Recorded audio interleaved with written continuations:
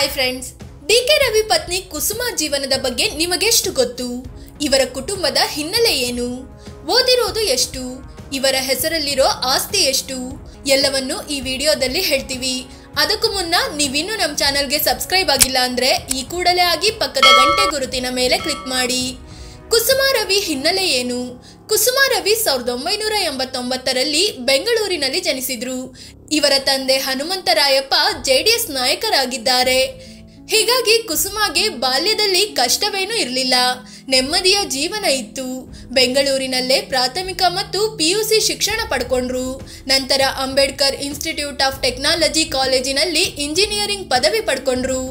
2010ರಲ್ಲಿ DK Ravi ಜೊತೆ ಮದುವೆ. Engineering ಪದವಿ ಪಡೆದ ಕುಸುಮಾ ಅದೇ ವರ್ಷ ಅಂದ್ರೆ 2010ರಲ್ಲಿ DK ರವಿ ಅವರನ್ನ ಮದುವೆ ಆದ್ರು.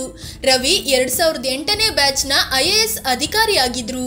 ಹೀಗಾಗಿ ಮದುವೆ ಆದ್ಮೇಲೆ ಕುಸುಮಾ ಓದನ್ನ ಕಂಪ್ಲೀಟ್ ಬಂದ್ ಮಾಡಿದ್ರು. ಜಸ್ಟ್ ಗಂಡ ಮನೆ ಅಂತ ಇರೋಕೆ ಶುರು ಮಾಡಿದ್ರು. ಆದ್ರೆ 2015ರಲ್ಲಿ DK ರವಿ ಬಾರದೂರಿಗೆ ಹೋಗ್ಬಿಟ್ರು. ಇದು ಕುಸುಮಾ ಬಾಳಲ್ಲಿ ದೊಡ್ಡ ಬಿರುಗಾಳಿ ಎಬ್ಬಿಸಿತ್ತು. ಆಗ ಕುಸುಮಾ ಜೊತೆಗೆ ನಿಂತು ಧೈರ್ಯ ಹೇಳಬೇಕಾದವರೇ ಬಾಯಿಗೆ ಬಂದಂತೆ ಮಾತನಾಡಿದ್ರು. DK ರವಿ ಸಾವಿಗೆ ಇವರೇ ಕಾರಣ ಅನ್ನೋ ರೀತಿ ಬಿಂಬಿಸಲು ಯತ್ನಿಸಿದ್ರು. ಮತ್ತೆ ಓದಿ ಲೆಕ್ಚರರ್ ಆದ ಕುಸುಮಾ. ಒಂದಷ್ಟು ಟೈಮ್ ಡಿಪ್ರೆಷನ್ಗೆ ಟ್ರೀಟ್ಮೆಂಟ್ ತಗೊಂಡ ಕುಸುಮಾ 2016ರಲ್ಲಿ ಸೀದಾ ಅಮೆರಿಕಾಗೆ ಹೋದ್ರು. ಅಲ್ಲಿ ಬೋಸ್ಟನ್ ಯೂನಿವರ್ಸಿಟಿ ಸೇರಿ ವಿದ್ಯಾಭ್ಯಾಸ ಕಂಟಿನ್ಯೂ ಮಾಡಿದ್ರು. ಇನ್ಫಾರ್ಮೇಶನ್ ಅಂಡ್ ಟೆಕ್ನಾಲಜಿಯಲ್ಲಿ ಮಾಸ್ಟರ್ಸ್ ಮಾಡಿದ್ರು.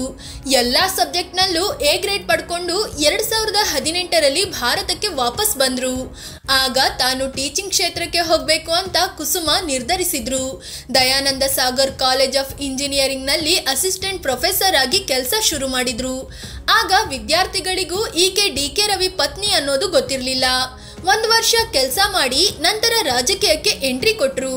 2020ರಲ್ಲಿ ರಾಜಕೀಯಕ್ಕೆ ಕುಸುಮಾ ಎಂಟ್ರಿ. 2019ರಲ್ಲಿ RR ನಗರದ ಶಾಸಕ ಮುನಿರತ್ನ BJP ಸೇರಿದ್ರಿಂದ ತಮ್ಮ ಸ್ಥಾನಕ್ಕೆ ರಾಜೀನಾಮೆ ನೀಡಿದ್ರು. ಆಗ ಆ ಕ್ಷೇತ್ರಕ್ಕೆ 2020ರಲ್ಲಿ ಉಪಚುನಾವಣೆ ನಡೆಯಿತು. ಆ ಚುನಾವಣೆಗೂ ಮುನ್ನ ಕಾಂಗ್ರೆಸ್ ಸೇರಿದ ಕುಸುಮಾ ರವಿಗೆ ಟಿಕೆಟ್ ನೀಡಲಾಯಿತು. ಮುನಿರತ್ನ ವಿರುದ್ಧ ಕಣಕ್ಕೆ ಇಳಿದ್ರು. ಈ ಚುನಾವಣೆಯಲ್ಲಿ ಕುಸುಮಾಗೆ ಸೋಲಾದ್ರೂ ಮೊದಲ ಪ್ರಯತ್ನದಲ್ಲೇ 67,798 ಮತಗಳನ್ನು ಪಡ್ಕೊಂಡ್ರು. 2023ರಲ್ಲಿ ಅಂದ್ರೆ ಈ ಸಲ ನಡೆದ ಚುನಾವಣೆಯಲ್ಲಿ ಮುನಿರತ್ನಗೆ 1,27,980 ಮತಗಳು ಬಂದ್ರೆ ಕುಸುಮಾಗೆ 1,16,138 ಮತಗಳು ಬಂದಿವೆ.